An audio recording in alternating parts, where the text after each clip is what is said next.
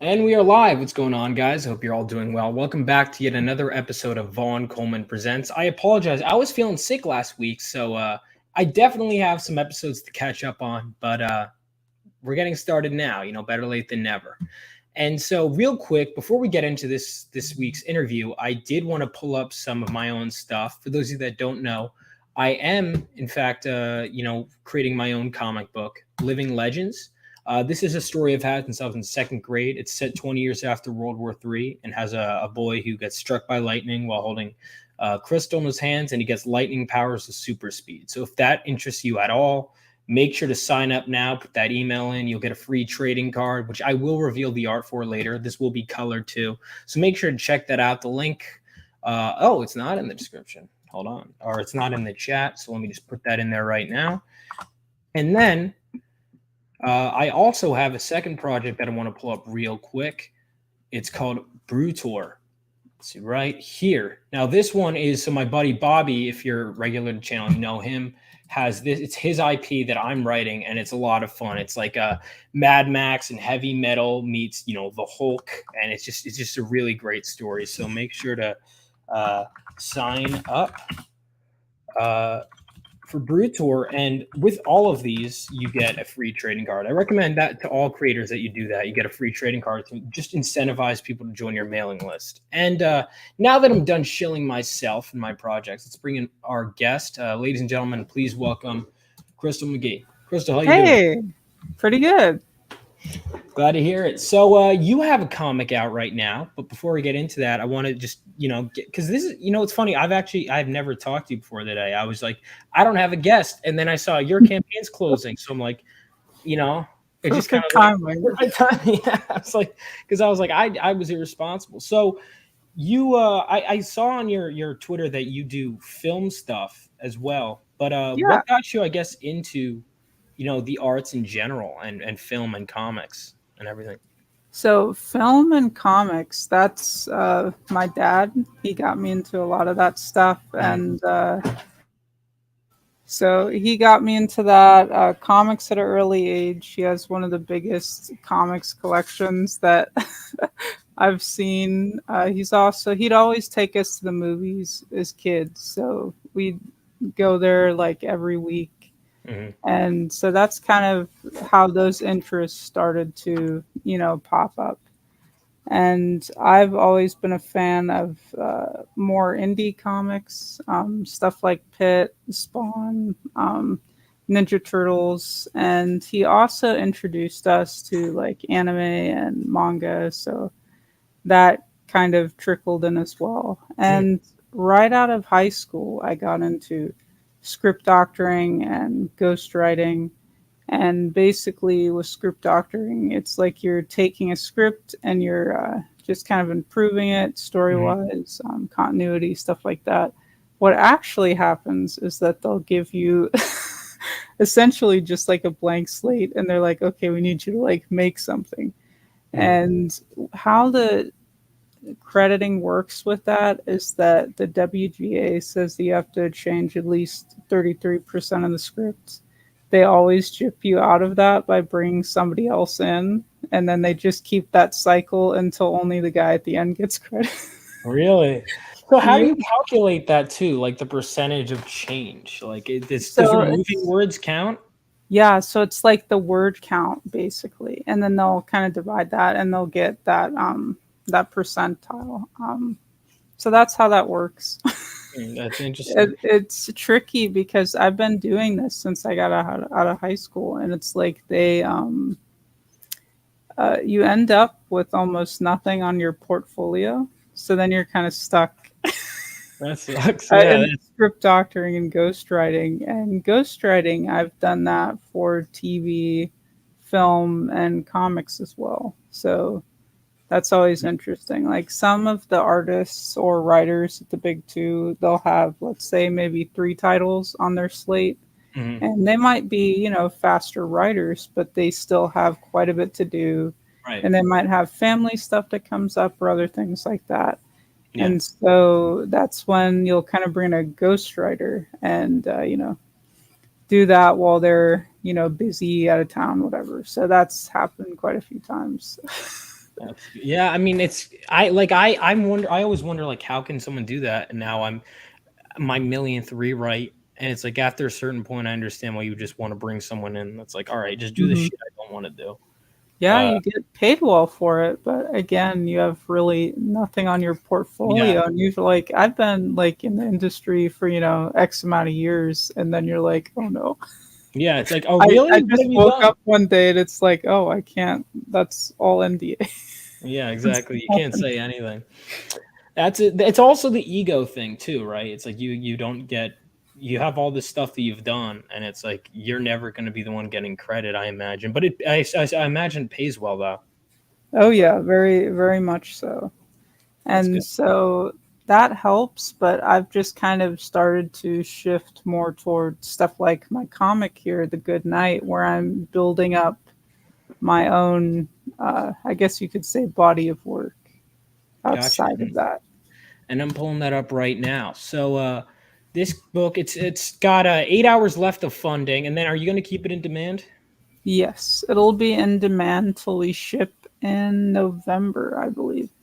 So yeah, Oh, we'll keep it up till then, and then we'll kind of close that down. And if you still want it, you can always go to the website, which is mysticalcomics.com.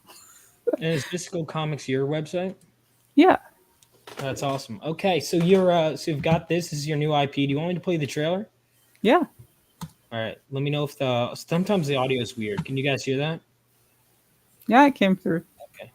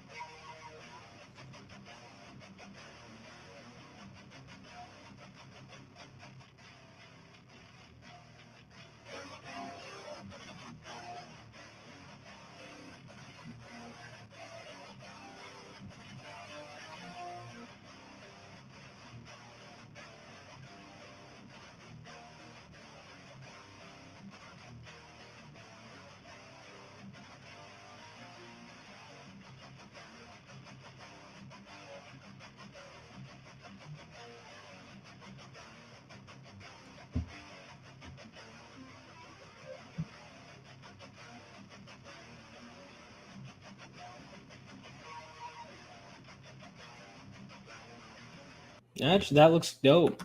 So you're into like fantasy, obviously. Yep, Or fantasy is awesome.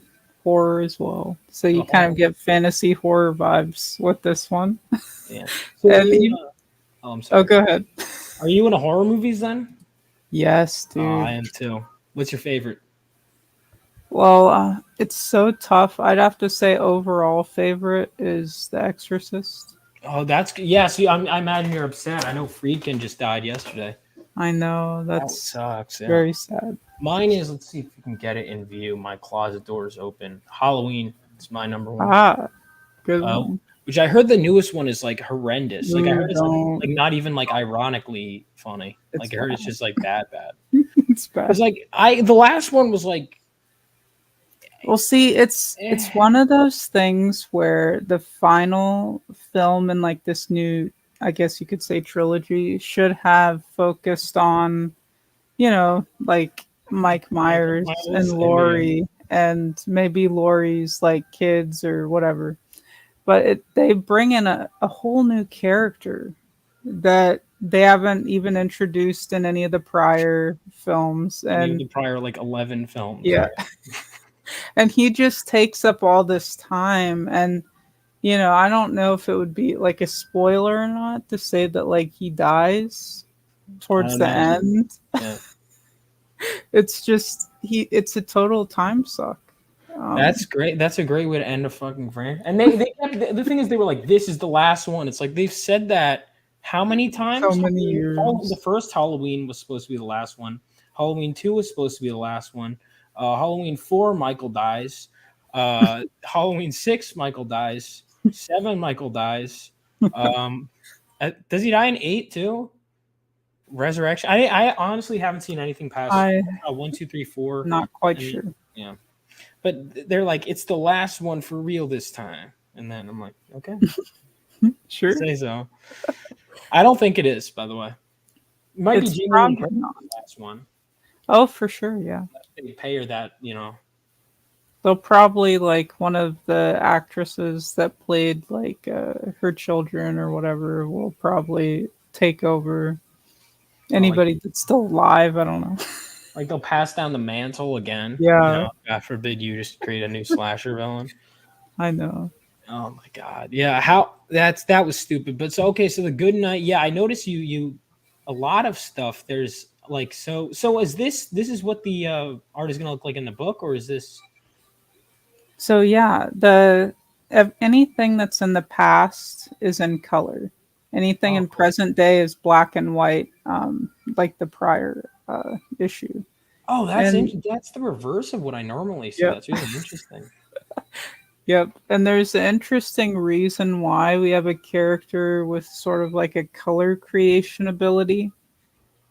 They kind of go MIA in present day, so everything in the universe is colorless.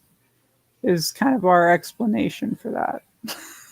So the past ends up being more colorful, but it's interesting because we do have a cute little, Knight of the Round Table turned teddy bear. And even though he looks adorable and fluffy, this isn't a book for kids. Oh, okay. Even though I know some people have given the first issue to their kids, and as long as you're cool with like blood and gore, Hmm. it's not a big deal. But we do have some tasteful scenes in this one. Nothing that you wouldn't see in like a art museum or something like that. But that is there. We have nymphs. Nothing that I can really story wise. You kind of know what they do. So Hmm. there's some of that. So don't give it to your kids. Yeah, don't all right, so don't give it to your kids until what would you say is the recommended reading age? Well, Minimum. it's hard because we have a lot of like creature decapitation. We Hmm. have like blood splatter all over the page. I would say movie wise, it would probably be like an R rating, like a Okay. 90s R rating. Just 90s. because, yeah. So, you get a little bit of like TNA and like, blood and guts and all of that good stuff. But it's just a couple issues here or there that I guess if your kids are cool with, blood and gore, that's fine. But issue 2, you might want to skip. Come back issue 3 Would they if be that's cool. confused? I, I mean, you could explain it to them. Like, I get I don't know right. why you're giving it to your kids. And I Yeah. was a little surprised that somebody who's like my 9-year-old daughter's reading this. I was like, what are you doing? What did the 9-year-old think though? What was the They verdict? liked it They though. liked it. Okay. Well, that's good. That's all that matters, I guess. Exactly. That's like I when you're a kid and you're sneaking into the theater to see like, the new Friday the 13th or something like that. what's funny is because everyone, it's like, oh, you're not allowed to watch rated R movies. That was like an Mm-hmm. absolute, like with me. And it's not like my mom was always super strict, but I guess that was a thing. And I also Mm-hmm. just never really, even when I was in the privacy, I remember one time because I wanted to get into comic book movies. And I think the one that broke me was I was like, I wanted to watch Watchmen because I had heard that it was a Yeah, comic yeah. book movie. And then I was like, the movie starts, and I'm like, wait, that's blood. Wait a minute, is this rated R? And then I checked, and I was like alone watching it legally online myself, And I still was like, I can't watch this. I was in like 8th grade. It's And then so I'm good. finally like, Mom, can I just like watch Rated R? She said, we'll talk about it. I'm like, Mom, come on. So I did finally. But it's weird because it's like I remember the first time I was watching Predator, my friends kept commenting. I was like, guys, shut up. Not everyone's I seen the think I was movie. like And 11 watching it, dude. my friends were like, not everyone's seen the movie. My friend's like, hey, have you seen the movie? Yeah, have you? And then I realized I was literally the only one who hadn't seen Predator. That's funny because like my dad didn't care at all. He just, bring us. My grandma didn't either, and she would go even further. So like every film, like at her house was like free game. Anything on the TV was free game. Mm, But my mom was a little bit more strict with that. She was definitely like, gotta wait until you're go exactly 13. to watch PG-13. Exactly. Yeah.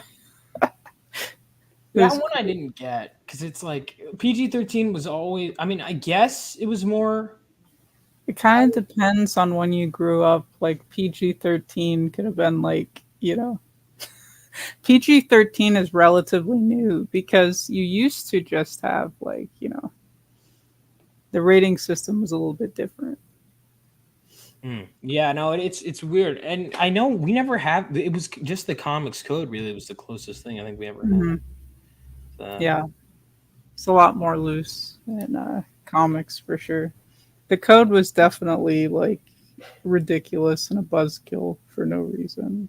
yeah, that's I'd agree with that too. It was they the stuff they do to get away with it too. They just change like one word, one letter on certain words, like zombie with Yeah, an I and no E. that's so ridiculous. Or Vampirella, she was just from of Alien from planet Draculon, no Yeah, relation to vampires. Like, are you? hmm it's like we know what's going on here. Yeah. Wait, yeah, that was stupid. So, okay, but so what is your for people that haven't that don't know what would you say your story is about? So we follow Sir Alexander, who's a knight from the past. He was a knight of the Round Table. He was on a quest to get the Holy Grail. His best friend betrays him to steal the Grail and turns him into a teddy bear and pushes him forward in time. We now follow Sir Alexander with his new young master, Jack, and he has to rescue him from the evil Queen Belladonna, who's like our six-arm bad guy. And he'll kind of bring some friends and foe along the way to kind of save Jack. And that's kind of what's going on story wise. Pretty simplified, but so you'll see, a lot of Arthurian lore come into play. You'll see a lot of biblical elements. You'll see like archangels come in. I mean, one character has like sold their soul to Lucifer, so you'll see both of those kind of collide and come in. Especially this issue, we dive in a lot more to that lore, so it gets interesting. Oh, oh, it's yeah, that's really cool. So Arthurian lore, I never dove into that as much as I should. Oh, dude, I love it. Like Excalibur back in the day, that was like so awesome. And what I really like about Arthurian lore is that there's a lot of different takes, and each one is very unique and kind of region specific. So, like the French kind of have a different take on the lore and whatnot. So, it's really cool to see all the different takes. But at the end of the day, it kind of has the same storyline if you think about it. Like you have King Arthur, you have the same set of characters. The events in between might be a little different, but it's just very fun to kind of you know add your 2 cents into that overall picture. Yeah, I mean, it's just so it's playing with because this is it's funny. I think the other night I was having a discussion about public domain characters, and what you could do with them. How you could just take these things that have been around forever and keep reinventing them forever. But it seems like how do you go about balancing that with like respecting the source material, God, with Good. putting your own spirit on there? So what we've done is like you have the sort of the acquisition of the Grail. So Sir Alexander gets the Grail and he kind of loses it along the way. And what we've done is that basically once he gets pushed forward into the to the present day, in the past, Merlin kind of puts everybody into like a deep magical sleep, and he freezes sort of the final battle, where you have King Arthur, Mordred, and Morgana kind of going at it, because the battle's kind of sort of tipping to Mordred and Morgana, and so in order to sort of not lose Camelot and have Camelot fall, he does that, and we'll eventually pick back up, and maybe Sir Alexander gets the Grail back from his ex-friend, and that battle will start up again.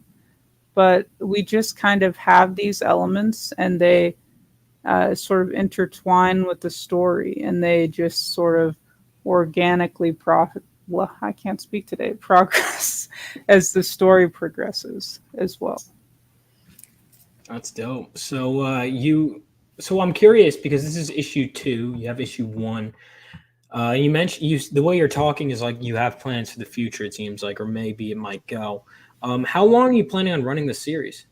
So it's fully scripted. I have it plotted out for 12 issues. Now we might end up condensing that into 6 or something like that. But the story's not going to change, just you're going to get more pages per issue, essentially. But that's kind of the idea. It's either 6 to 12 right now. On the campaign, we're just stating 12 to be safe. Gotcha. But it might be less. My artist is currently on issue 4 interior wise, and he is about to go on to 5. He has like one more page left, and then he's working on issue 5. Oh, so shit! You're far along then. Yeah.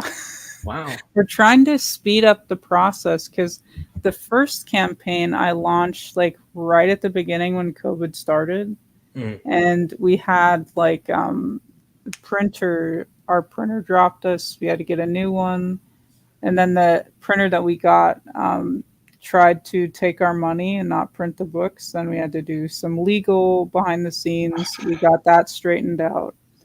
And we had a paper shortage at that point. When we did find the printer that I have now that's local, they're so amazing. And I'm happy that we found them. But it's just, it was quite the journey to get to where we are now. But we have a lot of safeguards in place now. So we have like a fulfillment company.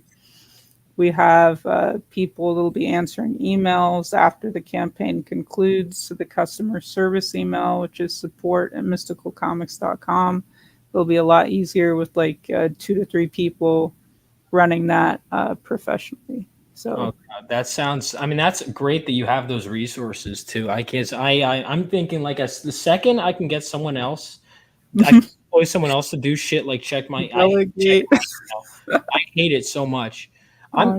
It's like, like every once in a while you like forget about it for 3 days and you check and it's like 200. And you're like, oh no, I forgot to like respond to that guy.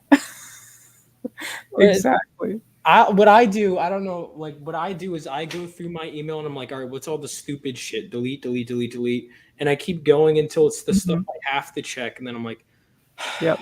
And then I just start. Then I actually start checking my email. That's great.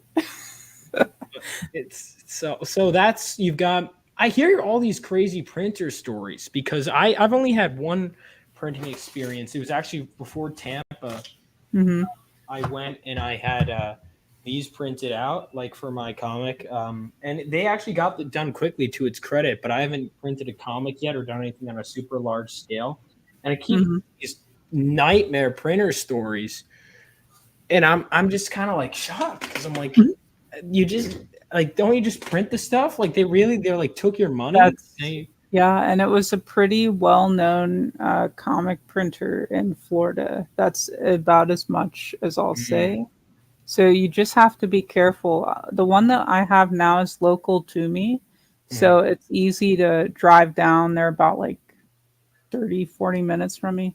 But I Right. can just drive over there and I can watch them print it, pull up a chair and like Yeah, you just got to. watch them like, staple it together in all the machines, and I can physically check the quality. So maybe look locally. Yeah, You'd that's be probably what I'll do. surprised who's in your neck of the woods. I don't trust people anymore. I keep hearing these horrible stories, and it's like you know what? I'll watch. Well, the thing is, I'll get bored shitless from just watching them. It'll be really like wow for probably like the first couple, but I mean, it was such a cool feeling. Even just holding this, I can't imagine Mhm. when I hold my first published work what that's going to be like. It's amazing, dude. Because it's one thing, because you put so much time and so much energy into it. And, if you're super involved with it, you're thinking about it every day and every night. And then just to see it in your hands, it's like it's finally real and it's right there and you can feel it. Yeah, yeah. It's scary too. Let's see. I know so I'm curious, why did one of your printers drop you? What did you do? So this is something that it's like one of those learning experiences, but some printers, depending on the content of your book, will refuse to print it. Hmm. So if you have like hyperviolence or maybe something looks a little too realistic, like we have a very realistic style. My Yeah. artist, Francisco Narde, he starts out on canvas. He'll use charcoals, acrylics, chalk, really anything to get a texture. And he's even put sand and kind of glued that to canvas to get particular textures or fabrics. And so it's pretty cool. Then at that point, we take it to Photoshop and clean it up, make it more polished, like you see here. And he did these colors digitally as well. And so, with certain things looking very realistic, certain printers might not be willing to print it due to the graphic violence, or if you have certain other scenes, like I was saying, like tasteful stuff that you'd see at the museum or something like that. Mm. They might not be willing to do that. So it'd be a good idea to ask your printer up front and say, Yeah. hey, this is kind of like what I have planned story wise. Like, we're And- not going to have any issues printing this, right? Like, okay, mhm. good to go. Yeah. And get that in writing or have them jot that down on a paper. Consult somebody to type something up because that could become a problem later on if you're not careful. Gotcha. All right, I'll definitely keep that in mind then. It's always something It's I the didn't really. things that nobody tells you, and then you're like, oh, okay. Yeah. All right. So that's really interesting, this guy's, because I honestly thought this was like mostly computer, but it's wow, Nope. it's cool. That's Because you good. can kind of tell, like that close up of Sir Alexander's eyes right there. This one. Like if you, yep, the one where it's kind of like the little side eye God there. damn it. You're good. There we go. This Like one. that there, yeah, you can tell that we kind of left that more intact Mm. from what was on the canvas, but certain things we have to digitally go in and brighten it up just because if he was just to do straight from the canvas, we did like a test of that and it was super muddy and not very clear and kind of smudgy looking. So we kind of had to do a hybrid of the two. So sometimes you'll see Queen Belladonna's fabric and you're like, hey, that really looks like fabric. And that's because I had my artist who's in Brazil like go get certain types of fabric and actually cut that into the silhouette. And so we'll play with a lot of stuff like that to get this style. So it's quite the process. How did you decide on a style like this? I've not. So, dude, I don't know. There's this book, Jumanji. Yeah. They That's the film they based it on Yeah, I that, remember that. and it's Chris Allen Allsburg, I believe that's his name. I'm super bad with names, so I probably butchered it, but he had a very Where's Ben realistic Hollisberg? style. Yes, he had a very realistic Hmm. style similar to this one that I love. And Alex Ross also has another very cool painterly style Hmm. that I like. And, Kingdom Come was amazing. Oh So yeah. I was just kind of going with that type of vibe for this, especially fantasy. It's always cool to add some more detail into that. Yeah, look at that. Yeah, I remember reading this in the school library.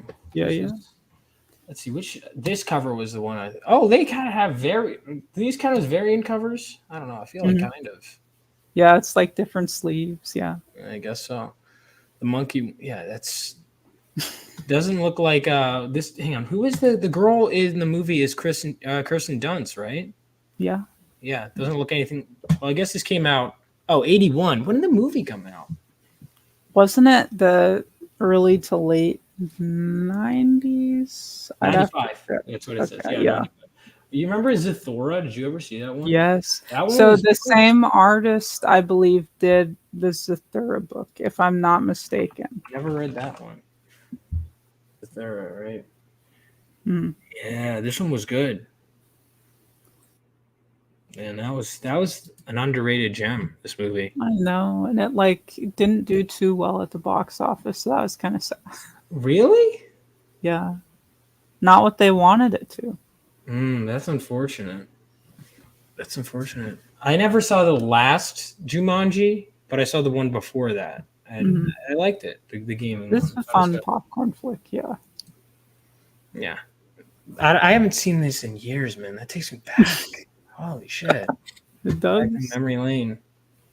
I know.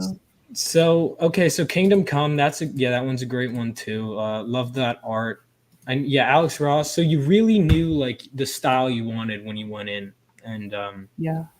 did you ever plan on doing any variant covers or just the one? So for issue one, we had two different variant covers. We're kind of not planning on doing any more variant covers till like major issues or like at the very end. So halfway into the series, we might have a variant cover when some big events go down. But other than that, you'll probably just get variants at the end. It's kind of it's one of those things like, and it's so frustrating. You go into the comic shop Yeah. and every single issue has a variant cover. Mm-hmm. And with how Marvel and DC operate now, it's like you open up an X-Men book and they're in a coffee shop Oh yeah, talking about riveting. getting their nails done. And it's like, oh, that warranted a variant cover, right? Yeah. Like, it's not like DC Crisis on Infinite Earths where it's like boom, boom, boom, boom, right? Like, you would Yeah. think that would warrant variant covers, which Hmm. it does, but like, just random Batman issue where Catwoman's just talking about petting her cats and getting groceries. I don't think that. Yeah. I struggle with it because on the one hand, I love working with artists and I like the idea Oh of saying yes. I got this person to do a cover for me. But on the other hand, I like that I can think of an issue and boom, I have one image. Same with Yeah. a movie poster. I mean, Mm. there are, I don't know, like there are movie posters that will have a bunch of different versions. But like when I say the Oh thing, yeah, like right? horror ones now they Yeah. kind of do that. But like when I say the thing, like you could picture that movie poster, right? Mhm. Um, Yeah. Halloween as well. That has a very distinct poster. It's not to say you can't have like multiple. Like obviously you can go into like back in the day Blockbuster, and sometimes there'd be Yes. just different different covers for the same movie. But there's ones like obviously you don't touch the Jaws poster. That stays. You don't touch that shit. Stays. You know. That is. Um, But yeah, I mean, even also back in the day, you look at like those covers, and there'd be more story too. I Yeah. feel like Oh a yeah. lot of them are just like compare X-Men #1 from like 2019 to like I don't the original one.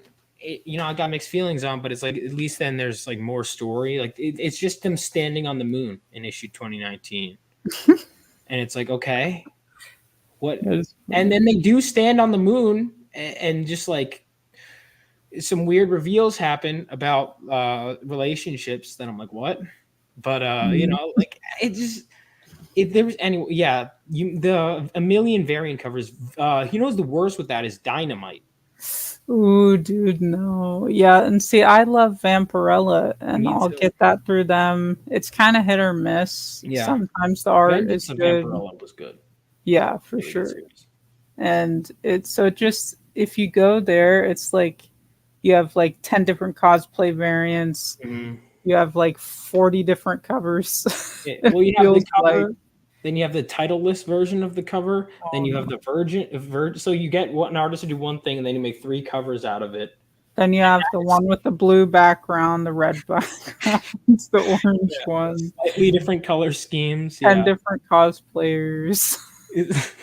It's like you open up those Dynamite. I could probably grab one right now and go to the back, and there'll be A cover, Oh, B dude, cover, C cover, no. D All cover. the way to Z. I saw one time all the way to Z. I was like, how on earth?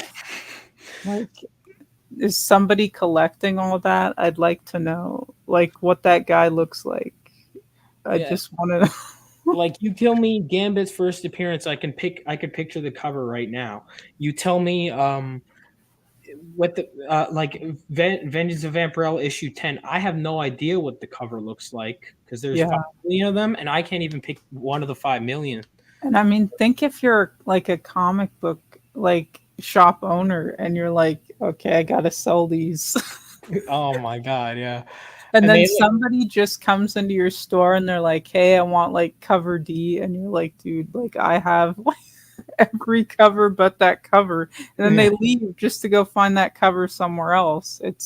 I That had would that be so happen. I frustrating. wanted to just get the Sylvester, and I don't even care if the other one's worth more. When the Sylvester Batman series is coming out, my local comic shop had a variant cover by Greg Capullo, and I was like, I don't Oh, want that. I want the Silvestri one for the Silvestri Batman. And so I drove like an extra 20 minutes just because I called another store that was probably more like 30 minutes just to get the book I wanted with the cover, and not even a variant cover, just the regular cover. mm-hmm. It's so ridiculous. It's crazy to me. It's weird though because I think I'm maxing it out at like I what I'll do is I'll make the variant covers make it clear that like okay these are exclusive to the campaigns and they are variants. There is a main. Mm-hmm. Everything else is variant. What I found interesting, part of the reason I asked is because you say main cover, so I was looking for a variant cover. So the answer to why that is because we will have the campaign on another sort of crowdfunder as well. So like for example, like Kickstarter might do that for limited time to kind of for Mhm, people who are kind of on Kickstarter, they prefer it. We'll mhm, offer it to them over there as well. Indiegogo's always going to be our main kind of mhm, like base of operations where we sink the most time into. But to kind of grow and get new people, we'll offer that. And for that, to kind of incentivize that, we'll have a different cover. So, like the Kickstarter cover would be a different cover. So then that kind of makes it special if you are just kind of hanging out on that platform to crowdfund, you'll get a different cover. So that's kind of why it's just like the main cover. So Indiegogo is just going to kind of have the main cover, and I guess the others would sort of be variants, but exclusive to that crowdfunder. Yeah, that's all right. So that's cool. So each platform kind of so it's incentivizes you to back on multiple. Yeah. Are those going to be available after or now? So the ones on the other platforms would not be. Gotcha. That defeats the point, right? You want to make sure Yep. they have. Yeah, that's another thing too. Is because I'd love to just sell the one. Well, okay, it's weird. Again, it's the same thing where it's like you like seeing other people draw your vision because it's great. Oh George yeah. Alexopoulos, I actually I remember picking up something from him in my local shop. I didn't even know really who he was at the time. I just saw Mhm. an indie comic and it was like magazine size and I just grabbed it. And I don't even know if he ever made a second one. I never really checked, but it was Hmm. good. A lot of nudity in it though. But so for this, you said it's magazine size, I noticed too. Yeah. Like that's big. Do they make comic boxes, by the way, for like magazine sized books? Yes. So I really love the heavy metal. Mm. Just like I'd love it. I collect every issue that I can find. I'm trying to complete my collection of heavy metal magazine. And they do have long boxes and short boxes that will fit magazine size comics. So it's pretty nifty. Is heavy metal doing okay? Didn't they? No. Yeah, that's what I thought. They're not. Yeah, aren't they They gone? took the nose. Well, they're like in the death throes right now. Like a crocodile is just doing the death roll.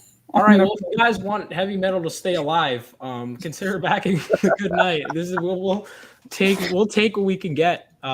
It sounds like heavy metal fans weren't happy with Well, heavy see, this metal. is what happened. The SJWs, as Mm. usual, they came in and they're like, you like this nice, sexy content? Nope. Like here's some housewives. Like here's everything you don't want is like a single Housewives? dude. Yeah. They allowed that? I'm We're surprised. gonna give you what you don't want as a Mm. single dude collecting comics or even just Mm. aficionado of good quality comics. We don't want you to have any fun. Yeah. And they took it all away. That's unfortunate. Yeah, I remember like because it's hard for me like because you see videos talking about how things are, and it's not really like I was reading an X-Men comic, and there's parts where like they're straight up lecturing you, and I'm like, what the? They would never say this like however many years ago. What is this? I Like know, they're like dude. looking And at they you were like, like, and then they do the usual thing where they attack the fans. They're like, if you don't like this, you don't support this, don't buy my book. And it's like, no, you want people to buy your book. And by telling people not to, they actually don't buy it. And then you're like, wait, please. yeah, no, or it's like one of the things you hear is, are you telling me you like insert bad group? You want insert bad group to buy your book? I'm like, would you rather them spend their money on other people with their view? Like what? Yeah. Like, And Bobby is in the chat and he's like yeah. heavy metal until like 2000 is perfection. Oh That yeah, is Bobby, correct, what's up? Bob. Yep, Bobby is a huge heavy metal fan. Yeah, I know he's a big fan of Bisley, especially like Okay. Phil Diaz is. Phil Diaz has a big obsession with Simon Bisley. Uh, but yeah, so the Good Night, and you've got this is what you're mostly interested in. So after these 12 issues, so you've already that's crazy that you're already on 4. So is it just it's gonna go to this, and then the next campaign is gonna be when like So we're going to ship issue 2 in November. We mm, might end up shipping it early, but that's just kind of like the safe, mm, timeline. But directly after that, we'll start prepping to kick off the next campaign. And like I said, we might be condensing some issues. There might just be 6 instead of 12. Still kind of planning on that, but you'll have another campaign really soon after that. So probably like a month or 2 after. If not sooner, you'll have another one because we're trying to start, you know, turning it up and getting more out. So that's the yeah, plan. I like that. I like the fast moving nature of it. So I this know. whole issue looks like it's completely done. I mean, Yep. and so is apparently the next couple. So if you want something that you know you're going to get soon, this looks like it. What made you decide to go with a different artist for the cover instead of with a totally different style? So that was kind of inspired again by like heavy metal. You would have like these really cool, almost like museum style pieces as the cover. And it may or may not have anything to do with the contents of the actual issue. They might have like a space theme, for heavy metal. And it's like, okay, well, here's like a space type, cover. And so what I just kind of decided is that I have like very different artistic takes for every single issue. So sometimes it's not even in the art style of the book. It's just like a kind of more of like a artsy thing. So this is kind of more like Batman the animated series type vibe for this main cover. And the last one was a little bit closer to what the art sort of looks like in the book for that first cover. So it's just kind of is like an art statement, I guess. Is the best way to explain that.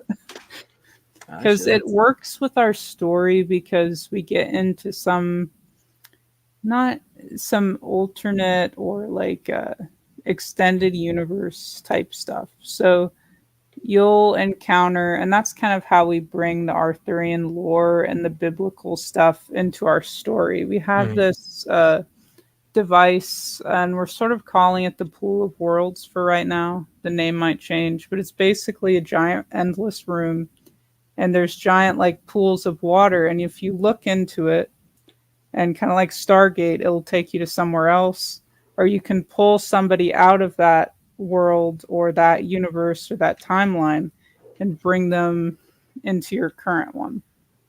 And so, with that, uh, our other books that connect will have very different styles, or you might see characters from The Good Night go over there and they look stylistically a little bit different. And that's kind of how we connect it, and that was kind of a little bit of the thought that went into the covers. I don't know. It's interesting, but That's really that's cool. kind of my thought process. So, what made you decide on a teddy bear, a violent teddy bear? So, like, the thing with teddy bears is, we all have kind of like toys or like stuffed animals as a kid, Yeah. and or like a blanket that you bring around for like protection.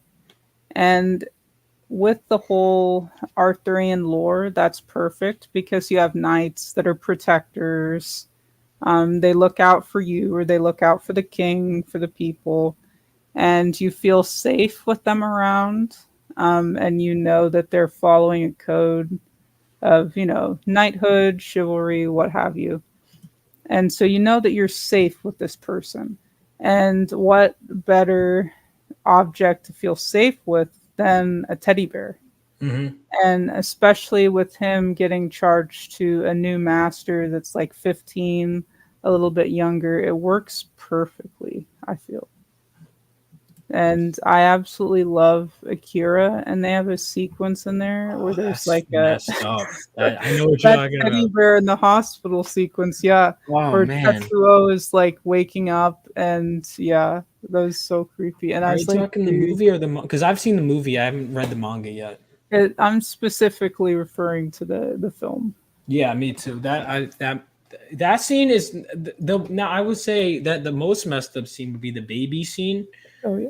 at the end, the big baby. That scene is fucked up, man. That movie is wild. I Like love it. And I I love it saw too. that in fourth grade, and that got me thinking. So, like, I actually came up with a lot of elements for this comic here in fourth grade. I had a friend of mine actually create a storyboard for the first issue. And what's funny is the direction for that is almost spot on for what we actually ended up putting out for the first issue. A lot of it plays out so much the same, and even elements of the dialogue are similar, just obviously more refined. Mm. And not like just your fourth grade Fourth grade, sprawlings. yeah. That's But my thing. so I was like, oh yeah. So it hasn't changed all that much. So it's just fascinating. It's been on my mind for a while. And once we drop issue 2 of The Good Night, we have other comics that are fully finished, fully lettered, ready to go, that take place either before, during, or after events of The Good Night. So everything kind of engulfs The Good Night. Everything happens around what's going on in these issues. So we have another story called Lunar Phases, completely done by the same artist that we have here, Francisco Narde. And that's like a werewolf kind of silent film horror type vibe that's going on with that one. And we have another one, You'll Meet Some Mermaids, in this issue. They have their own kind of battle that's happening and kind of coinciding with their appearance here. You kind of see what happens after those characters exit the picture. And so we've had all of these kind of like graphic novels waiting to drop, but people have to get the second issue first to read that Hmm. for it to make sense Gotcha. before we just go dropping all these others. So we have three graphic novels ready to go, lettered to be Oh printed. shit. We just gotta That's people awesome. just have to read this first. That's really cool. Okay, so everyone make sure to check that out.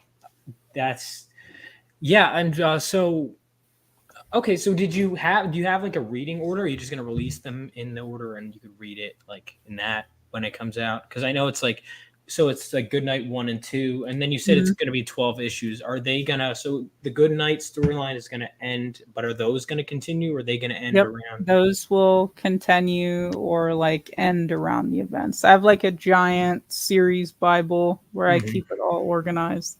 So it'll make more sense as it Gotcha. goes along. Yeah, I don't know if I have like an organized kind of Bible, I guess. It's really just a selection of notes. Hmm. I don't know if I'd say organized though. That's good for you as a writer.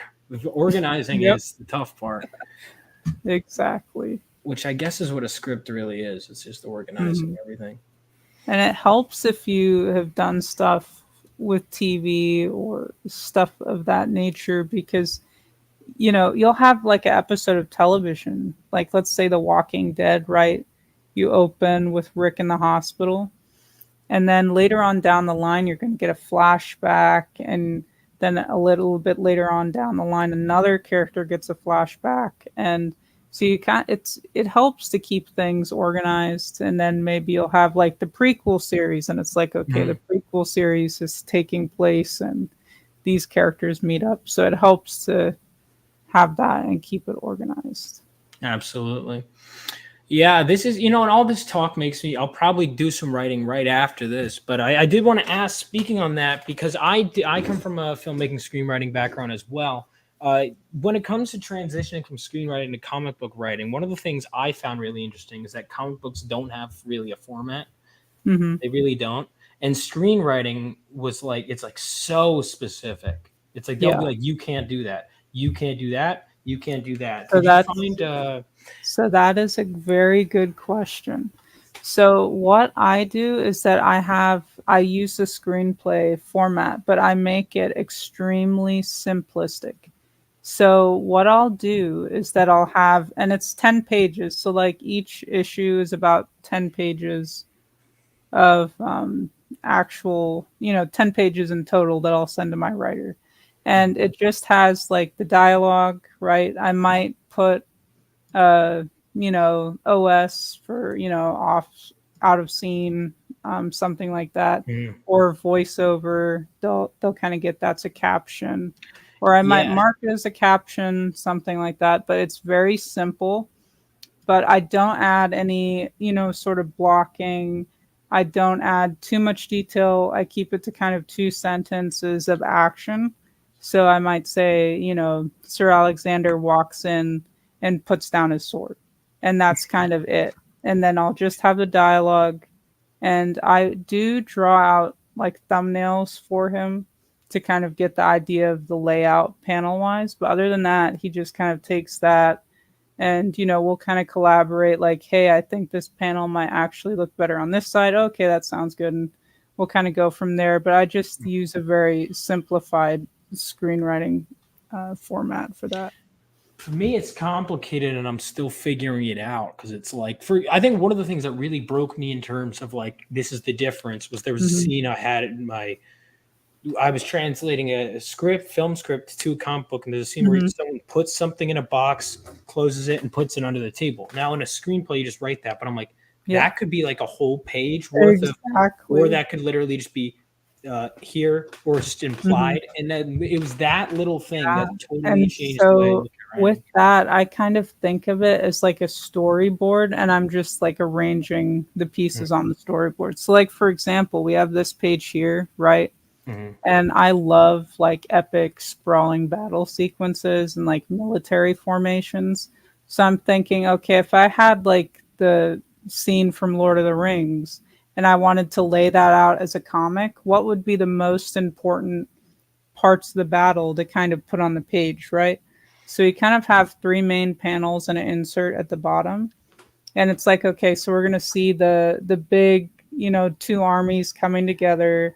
You have beasts flying down, you have dragons. It's like, okay. Now we kind of have like a peace treaty in the middle, and then we kind of have the two sides coming together, and the holding of the hands kind of like is the unity part of that. And so it's super tough to kind of pick out which pieces you like are the must have to kind of get people's like to get the point across. Yeah. I think it's also I mean I was even talking to people like by the way well I'll respond to the chat in a second, but I was even talking to some people and I was saying I because I spend so much time OCDing on is this too many things to put on the page, um uh because I don't have any drawing talent at all. And so I'm like, I'm not gonna make the fucking I can't even draw a stick figure. Well, I guess I kind of did, but it's it's like finding out. Normally, I just put stuff on a page, and then if I'm just like, hey, if this is too much or too little, or if you can add more, go nuts. But I'm like, this is what I want on the page. If you think it needs an extra, we'll talk about it, that kind of stuff. But it's you learn things like even like utilizing the page turn, like going manga, like Junji, Oh yes, his dude. horror stuff. He's I on noticed a pattern with his stuff where like you'll have like a bead of sweat and they look point. and they're like, okay, what's on the Then you next flip page? the And it's an page, boom, it's right abomination. there. Yeah. And see, that's what's tough with, especially this is kind of like a fantasy horror hybrid. And I have been thinking and putting a lot of thought into, how do you get that scare? And the best way that I've kind of come up with it is you either make the object small, or like you said on that page turn, you kind of do that reveal. Oh, So if I was going to have one of the characters, and we have a lot of different ones that have sort of like different forms, because some of the characters are half human, half dragon. So they'll be in a human form and in a dragon form. So it's like, how about I save their transformation for the page flip, right? mhm. And so it's things like that that you're not thinking about, but when you lay it out, you're kind of focused on those details. And it's so funny because in the first issue, we have like Sir Alexander standing over his new master's bed and protecting him in the first issue. Is that And in? you'll see, no, that'd be on the first campaign. Okay, okay. But under his bed, so under his master's bed, you see kind of like a ghoul or a goblin type creature under there, and it's just a small peek at their head under the bed. But Sir Alexander, you can obviously see he's staring at the villain and holding up his sword, but there's a head poking out under the bed. And while him and the villain are having a conversation, she's so chill and she's like, "You've already lost." And then, like, dude starts springing out from under the bed and grabbing him. And at first, people didn't notice the head under the bed, but then they read it through it again and they're like, oh, wow, there's like a creature right under the bed. So it's either you make it small or on that page turn, you do the reveal. Because we have where Queen Belladonna is sending like creatures to watch Sir Alexander as he kind of makes his way towards her like evil lair. And you'll see tiny figures of creatures following them in Mhm. different panels. And you're like, wait, is that like somebody behind that bush right there? And it gets you thinking, and it's kind of creepy because it's small and not as noticeable. So then your eyes are like looking at it and you start getting a little creeped out. You're like, dude, like, is that a figure in the background? Yeah. Like, just chill. Horror is a very meticulous genre. Yeah, I was pulling it up. Another thing too is you have to like keep in because for example, I was having a whole crisis because I was like, Mhm. I changed one scene, and because of that, I was like, well, now with the amount of beats, it's slightly more, so it might make sense to make it another Ah. page. But I was like, if I add one other page that shifts everything, and so I came up with a bunch of okay, I'll have it either on one page, or we could add a few in this area to keep the Mhm. rhythm, especially like if you shift one page and there's a double page spread later, Yes, that ruins dude. it. But yeah, I mean, you go crazy with all this stuff. At the end of the day, that's why it's important, I think, to have an artist you could talk to. But yeah, no, Yeah. like stuff like okay, so at the end of this, or she's like this, and let's see what's on the other page. How bad? Oh, yep, dead body.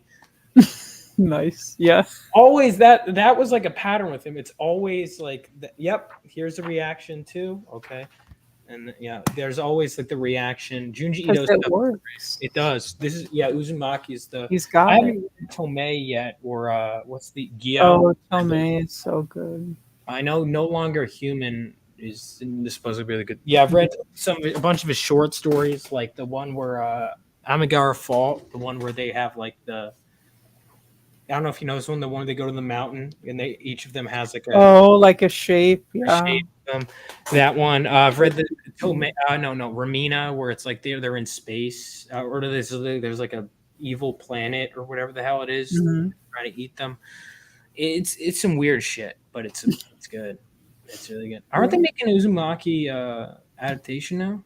They made a terrible live action film like a long time ago. I feel like it was maybe 2006, 2010 area. I think they're trying to do something new now, but I don't know if I'd be too thrilled about that. Yeah, they Just do have stick it. to the source material.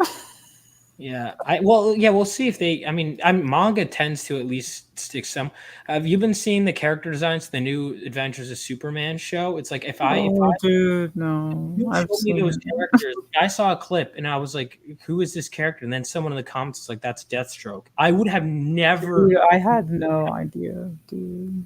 I I'm the And character. like Lois Lane is like half Korean, I think, and like I wouldn't have known. You could have put that there. I'd say this is generic anime number 10. I would have not known that that was supposed to be Lois Lane. Yeah, there was like a scene where it was like Livewire, Deathstroke, Lois Lane, and Jimmy Olsen in all in one scene. Literally, if someone showed me that scene out of context, I would have no idea that it's a DC property. I would have no idea that any of those Mm, they literally look nothing like them.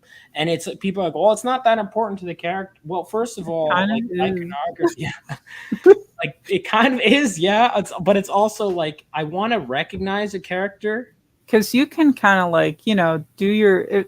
Because obviously they're going for more like anime vibe. You can obviously tweak it to match that medium a little bit more, but you can obviously make changes and it still looks or represents the character. So, like Lois Lane, you could have her with shorter hair, but she still needs to look like Lois Lane that we know. So, like iconic looks, like iconic suits she's wearing, her signature hairstyle, like something to let us know that Hmm. this is Lois Lane, but like with a different look. No, why And would you you do can that do that. when you could just yell at the fans for not getting? And You don't get like it, guys. don't race swap people like that. That always gets You don't me. find It's that like the new empowering. Ninja Turtles. They made April like short and stout, and I'm like, dude, Yeah, come on now. Like that doesn't. The only thing that would identify that that's April is she's it's like a wearing like white a yellow jacket. yeah, that's Like, it. I should do but I that would. with my characters. I'm like character designs. You know, that's a weird thing too, because people are like, "Oh, like." One of the things is they'll say like you're racist if you think a character should look like the character. So should I be like, if my artist draws what I want, I should be like, dude, that's racist. Like, Exactly. Because that gets me, and that just gets me. Because like Jimmy Olsen, they've been playing this game where they make him like African American. I'm like, dude, that's not the redhead that we know and love. Like, stop messing and it's with not the like source material. It's not a race thing. It's just it's the character. It's the iconic look. It's like if you took Mickey Mouse and instead of like his cool black and white scheme, you made him like I don't know, like black and yellow. Like that's weird, dude. Don't do it's also I will point out a lack of diversity in this book. So, that. I don't know. I don't know. I don't That is know if I could great. condone this in this Arthurian lore. There's not enough. Dude, they tried. So, like, do you know about like The Witcher at all? Like, played the games or read the books? It's based on Poland, right? And then they Yeah, told Polish people that basically they're too white, and like, dude, we're from Poland. Like, what do yeah. you want? Like, you're not gonna see much variety there. That's the whole point. It's like even in medieval times, like you might get a knight from some other country, but it's very rare, and Mhm. they're like royalty or like they're from a well-to-do family. Yeah. So even like in Japan, there is this like African samurai, quote unquote samurai. He was like kind of like dealing in weapons, like he would give them weapons and stuff like that. But there's that, but that's like a very rare instance of somebody who's credited Mhm. as, a black samurai. And that's cool. And Like, he, that's a he story to tell. traveled he traveled to Japan, and there's different ways, different tellings of how he got there. It's hard with like records sometimes, like you're dealing with witness accounts and stuff like that. But he, it's a thing, it happens, but that is a very rare exception. Mhm. And But it sounds like a cool story to tell. yeah, That's it. dude, they've had some anime, and I believe they're doing a live action adaptation of that as well. So it's pretty nifty.